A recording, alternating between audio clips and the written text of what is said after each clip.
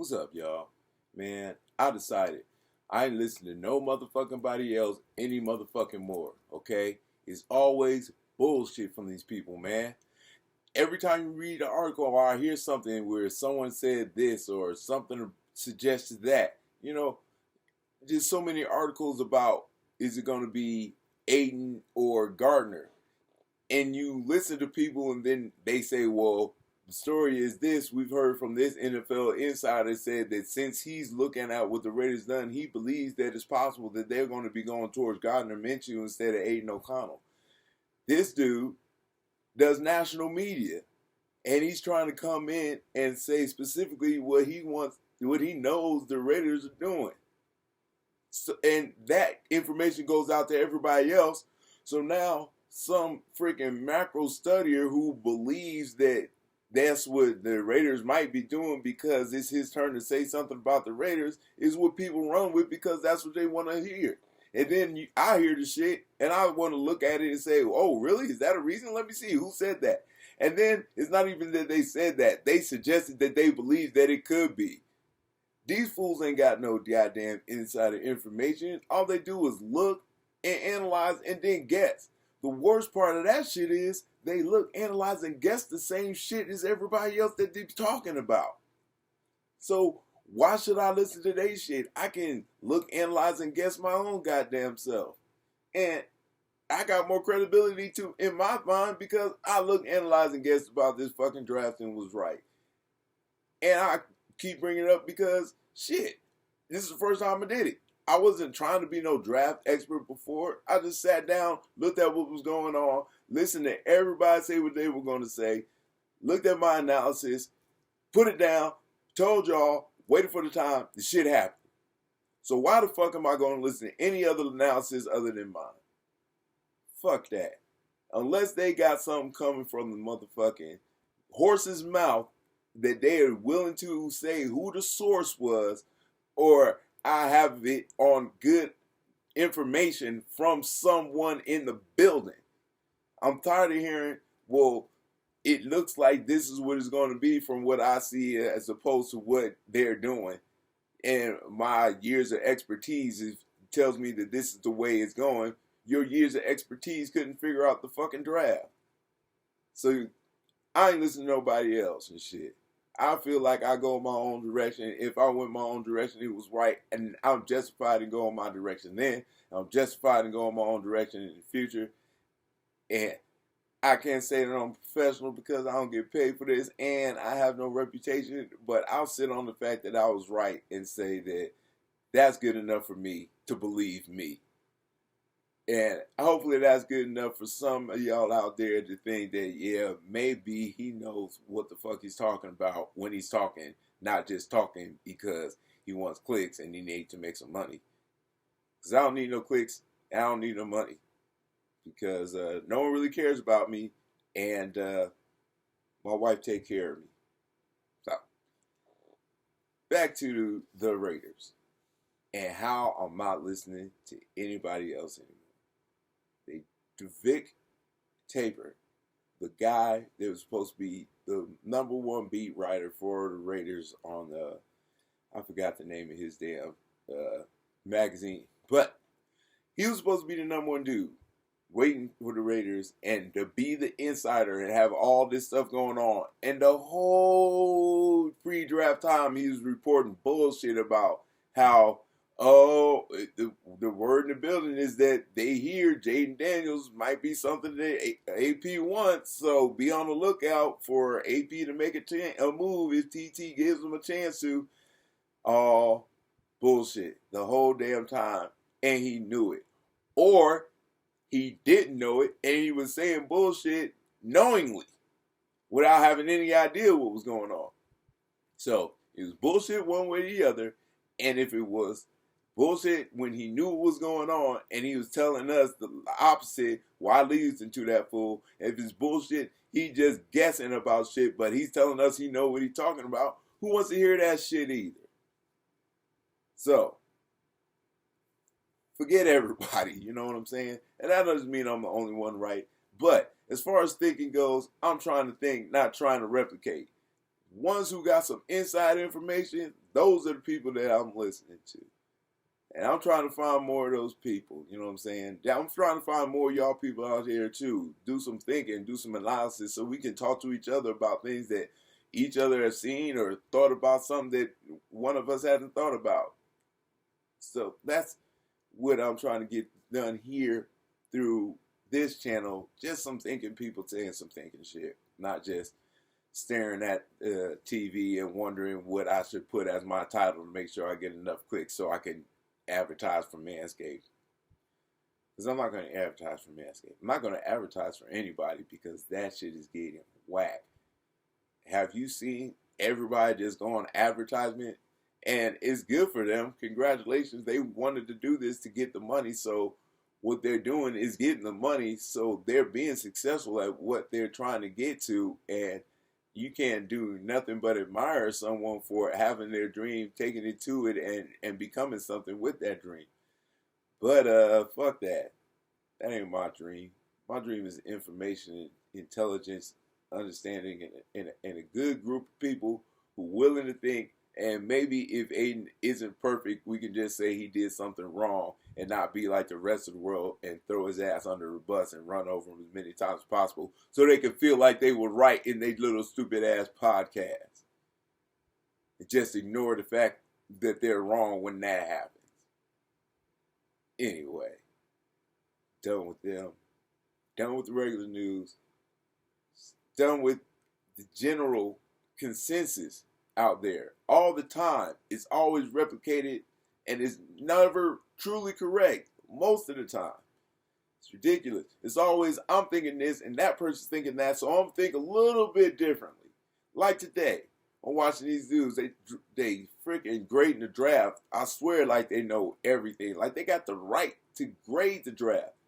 I mean, you can give your opinion and you can say why I think it was an A or whatever. But this guy sit here and talk for a minute or two about the pick that the Raiders made. How when we got Brock Bowers, he's a good pick. He's a future Hall of Famer. He does so many things for the team that is going to be ridiculous. He's just a straight number 3 pick in the draft, and you got him at 13, so he's fabulous. There's almost nothing that can be said negatively about Brock, what the hell am I talking about? Brock Bowers. And then to do so what kind of grade would you give him for the draft pick? Give him a B. What? Well, they didn't do what I thought they should do. They should have got what's his face? They should have got a cornerback, and they got Brock Bowers. I don't think that was the right thing to do. So I'm giving them a B. Okay. That's fine. You give them a B based on your score. But you don't know a damn thing to the point to where you can say that they were wrong for not doing what you think they should do. You can say, I don't agree. You can say, maybe, they should have done something the other day or another way. But to turn around and say they did a great job, but I don't think that's what they should have done, is conflicting your own voice. And they do that because they want to maintain some semblance of right. So down the line, if something goes wrong with Brock Bowers, he can say, hey, I told you it was a better pick. Or if the other dude turns out to be a great corner, he can say, see, I said it way back then. But if it works out well that Brock is great and that other corner falls apart, you ain't going to be able to go back to him and say, look, we got Brock. And that was a B grade. Look at that other corner you was talking about. He not even playing for the same team he was drafted with. What they going to do? Oh, man, well, that's one of them things. It's just people love to fall to the wayside on their own word and stick their chest out when they right. Or fall way to the wayside when they're wrong. I'm done with that, man. Hopefully we can find more people that are giving good information. Hopefully I can be one of them. And maybe later in life, if this channel continues to develop and y'all continue to grow with me, I'll actually find a way to get some inside information and I can really know what I'm talking about. I get some good information and I use my damn mind and I ignore the fucking hype around the place. And hopefully we can have some good conversation with some good shit. But that's many, many years down the line. So y'all keep rocking with me for now. Which reminds me, I'm going to get to the format of the show. I've decided that like I said, I'm trying to get real with this. So this is the format of the show. This is where I'm going to start working. I'm going to start with, regular subject. Like you saw, I did my little shorts. So I'm going to try to do some shorts more often. I'm going to start off the show with the shorts that the subjects that I said I bring in. Then I'll find something that pisses me off because that's really easy to do, just like today. And then what I'm going to want to do is start answering questions or giving out quotes from the comments that I've been getting. Because I've been getting good comments, some good quotes that I should bring to everybody else who's watching, because I know, again, that everybody has time to read all the comments. And although there's good stuff in there that you could hear from them, you don't necessarily get to hear it. And I read it because it's my responsibility, first of all, mostly. It's because I want to. But secondly, if I'm truly trying to be decent at this, it's responsibility. Tell my wife I'm being responsible if you see her. She won't believe it. So, with that being said, I would definitely love you guys to give me some comments. We got the regular people that usually write their comments. And, when I start getting more comments, I'll say the name, who said the comment, and I'll tell them, what you said and all those things. I don't want to start naming people's name right now because it's not fair, and nobody probably even cares. But from now on, anybody write in, please give me some comments, small, long, short, whatever. We can have some, make for more decent content when we get to talk to each other on the channel. So, hope you guys are willing and ready to leave some comments. I already got a couple of people who leave consistent comment. So we'll rock with those comments. And if you guys want to bring in some more, that'll be great. But even if it's just the 2, 3, or 4 of us, they leave consistent comments, we can do that too. You know what I'm saying? But any questions, any comments, write them up there. And like I said, we'll work with it that way. If things get really good,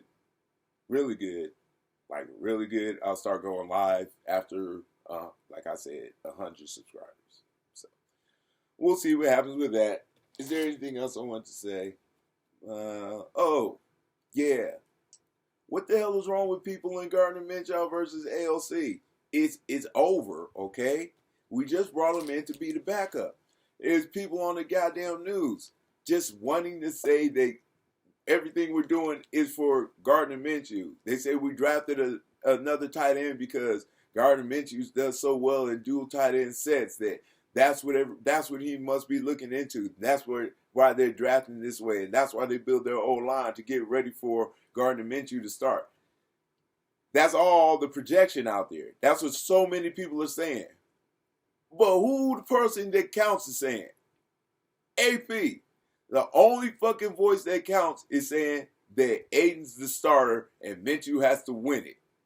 Everybody else that has no fucking voice in the situation is steadily talking up Gardner Minshew and his success of last year and how it's going to transfer over to being even more successful in the Raiders. Gardner Minshew is good too. He's had a decent career, and he's been decent enough to where there was a comparison done by Hondo Carpenter, and I guess some of his people got together and got the notes. But they compared the numbers side by side, and Gardner Minshew is basically neck for neck with Trevor Lawrence. They were drafted in the same year. They played approximately the same amount of games. And you look at the numbers, they're comparable quarterbacks. So they're like comfortable with Gardner. Everybody's like, Gardner's done a good job. He's been successful to an extent. He's had a lot of circumstances around him that, kept him from being a starter. So he wasn't in the ideal situation a lot, but he was still able to pull off what he pulled off, basically with what he had to work with. So we think that he can be successful here. How come that don't be the same thing for Aiden O'Connell? How come it's not, well, didn't have much to work with. He was in a messed up situation. He did the best he could with it. Okay, fine. That's not good enough. How about the numbers then? Because that's what they said. Gardner Minshew is right next to Trevor Lawrence on his numbers. So let's look at what Aiden O'Connell did under the Antonio Pierce regime versus the numbers of Gardner Minshew under his whole career. No, just last year. Okay, so basically, the easiest way to go with it is Gardner Minshew's overall quarterback rating last year was 84.2, which is not all that great. But like everyone says, it was decent enough to get him to almost to the playoffs, just a game away. And if they'd have won that last game, then they could have went to the playoffs. And that's why Gardner Minshew did such a good job last year. Okay. What about Aiden? Aiden's quarterback rating last year under the Anthony Pierce regime was 85.4. Very similar numbers. Very rough situation for both of them. What's the difference? Gardner Minshew had a lot of reps in his training camp, and Aiden had none when it came to starting reps after Jimmy came back. Aiden had no reps during the season because Jimmy Garoppolo and Brian Hoyer were taking them all up. And then he comes in and he has a season comparable to Trevor Lawrence and Gardner Minshew in his first half of a year, and they still feel like he's not good enough. That's fine. That is just fine. The people who know, and they know where we're going to go, and we're going with ALC, and we're going to go all the way to the playoffs, and who knows after that. So, that's what I got for you for today. Bring those comments in because it'll be a lot more fun to help the show. I guess subscribe if you're down and want to kick it with the crew. And for you 45, peace. Guru out.